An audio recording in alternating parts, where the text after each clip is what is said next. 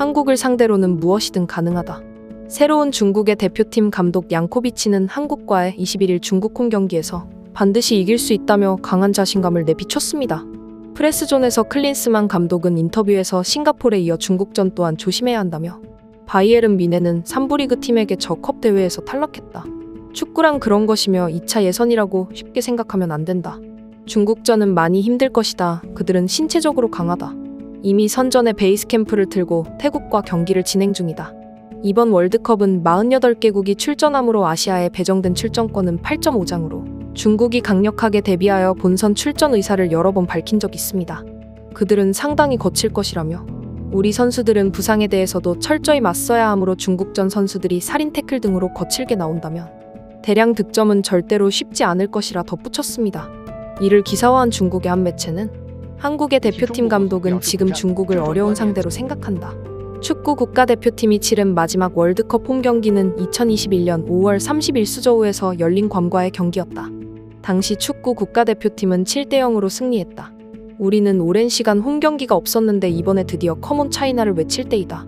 라며 코로나로 성사되지 못한 대표팀의 홈 경기가 약 3년 만에 부활하여 수만 명의 관중들의 기선에 한국 축구가 위축될 것이며 한국 선수들 특히 손흥민의 31세의 나이로 원정 경기에서 기량이 떨어질 것이며 김민재는 많은 경기를 소화에 지쳐있을 것이라며 이번에야말로 공안증을 풀 때가 왔다고 하였습니다.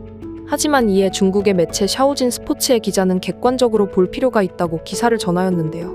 그는 시간을 5년 앞당기면 당시 축구대표팀이 한국팀을 꺾을 수도 있었지만 현 축구대표팀은 감히 생각조차 하지 못하고 있다. 축구대표팀의 위력이 퇴보했을 뿐만 아니라 한국 축구도 눈부신 발전을 이뤘다. 이제 한국 대표팀 명단이 발표되자 스타들이 대거 합류한 라인업은 팬들을 부러워하게 만든다.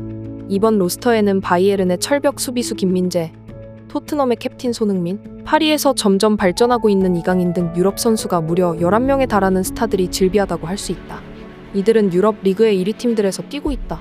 다른 선수들 대부분도 메이저 5개 리그나 유럽 일부 리그의 중 상위권 팀에서 뛰고 있다. 하지만 중국의 선수들은 해외 리그 선수가 거의 없으며 중하위 팀의 팀이나 2부 리그 선수 몇 명이 전부다. 한국 팀의 세계 랭킹은 24위며 벌써 굉장히 높은 순위이다. 한국 대표팀의 총가치는 약 2억 유로에 달하지만 중국 축구 국가대표팀은 모두 합쳐 고작 1,000만 유로로 이강인 선수 몸값의 절반에도 못 미치는 수준이다.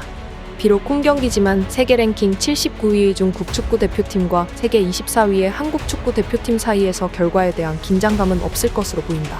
축구 대표팀이 패할 확률이 높은데 팬들이 기대하는 건 패기로 기회를 만드는 것이라고 전했습니다. 이에 많은 반응들이 달렸는데요. 한국팀을 상대로 수비적인 역습 전술을 사용한다면 반드시 패할 것이다. 과감히 공격해야 하며 전체 포메이션을 전진시켜 우리 축구를 하자. 이렇게 플레이해야만 한국 상대를 이길 기회가 있다. 아니야, 중국은 적어도 5골은 이렇게 먹을 거야. 한 자릿수 차이로 진다면 승리라고 생각하세요. 우리는 강력하게 그들이 덤비지 못하게 몸으로 싸워야 한다. 한국인은 축구를 모른다. 중국인은 축구를 잘 아냐? 김민재. 손흥민이 축구를 잘 알겠냐? 우레이가 축구를 잘 알겠냐? 손흥민 형님 제발 오지 마세요. 괜히 부상당하면 절대 안 돼요 등의 반응이었습니다. 한편 지베즈다의 감독이었던 현 중국 축구 국가대표팀 감독인 양코비치는 기자회견에서 11월 21일 밤 환호하는 장면을 기대하고 있다고 말했습니다. 우리는 선전에서 가족의 따뜻함을 느낄 수 있으며 모두가 팀을 지원하기 위해 최선을 다하고 있습니다. 이제 중국 팀은 준비가 되었습니다. 국가를 대표하기를 희망하며 모든 선수가 준비되어 있습니다. 우리도 감사와 영광을 모두와 공유할 것입니다. 했으며 하지만 막강한 한국팀을 상대하면 축구대표팀이 패배를 면하기 어려울 것이라는 게 일반적으로 예측된다.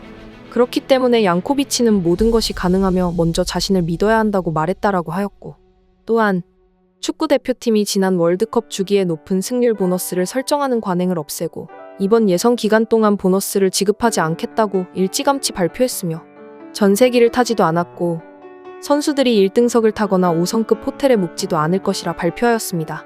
축구 국가대표팀도 과거의 소란스러움의 작별을 고하고 평범함이 진실임을 다시 이해하려고 노력한다. 이것도 큰 변화이다라고 하였습니다. 이에 중국인들 많은 응원과 우려 섞인 목소리를 내었는데요.